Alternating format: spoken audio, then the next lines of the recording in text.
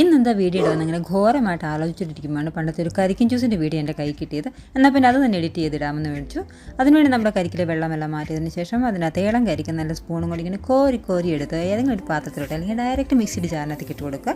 ഒരു അരക്കപ്പോളം നമ്മുടെ കരിക്ക് ഇട്ടതിന് ശേഷം അതിനകത്തേക്ക് കുറച്ച് നമ്മൾ തണ്ണിമത്തം, നമ്മുടെ ഏത് തണ്ണിമത്തം വേണമെങ്കിലും ഇടാം.